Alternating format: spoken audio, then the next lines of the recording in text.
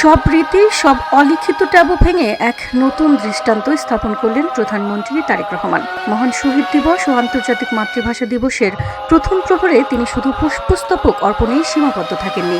ভাষা শহীদদের রুহের মাগফিরাত কামনায় শহীদ মিনারের বেদিতে দাঁড়িয়েই আয়োজন করেছেন সম্মিলিত দোয়া ও মোনাজাত।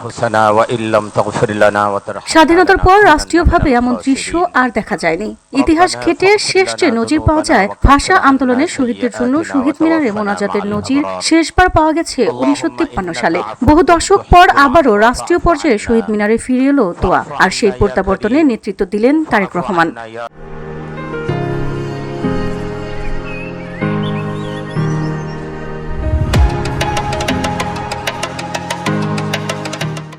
রাজনৈতিক বিশ্লেষকদের মতে এটি নিছক সময়ের মিল নয়, বরং সচেতন দূরত্ব রক্ষার কৌশল। তিনি আলাদাভাবে এসে শ্রদ্ধা জানান, এরপরই ইতিহাসের সেই দৃশ্য বেদিতে দাঁড়িয়ে পশ্চিমমুখী হয়ে মোনাজাত। সংশ্লিষ্টদের দাবি, অতীতে কোনো সরকার প্রধানকে এভাবে শহীদ মিনারে দোয়া করতে দেখা যায়নি।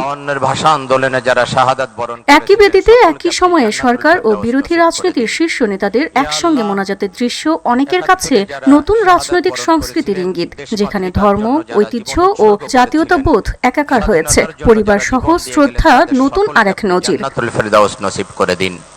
এবারে প্রথম কোন সরকার প্রধান পরিবার সহ শহীদ মিনারে শ্রদ্ধা নিবেদন করলেন, যা আরেকটি নজিরবিহীন ঘটনা হিসেবে দেখেছেন অনেকেই।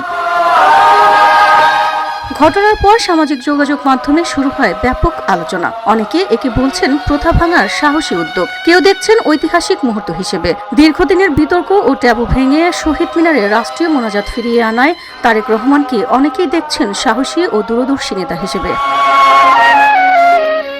শহীদ মিনারের বেদিতে সম্মিলিত দোয়া, এটি কেবল ধর্মীয় অনুষঙ্গ নাকি রাজনৈতিক সংস্কৃতির নতুন অধ্যায়? প্রশ্ন উঠছে, বাংলাদেশের রাজনীতিতে কি শুরু হলো নতুন এক সংলাপের ভাষা? মহান শহীদ দিবসের প্রথম প্রহরে শহীদ মিনারে যে দৃশ্য দেখা গেল, তা নিঃসন্দেহে ইতিহাসের পাতায় জায়গা করে নেবে। VOD Bangla news desk.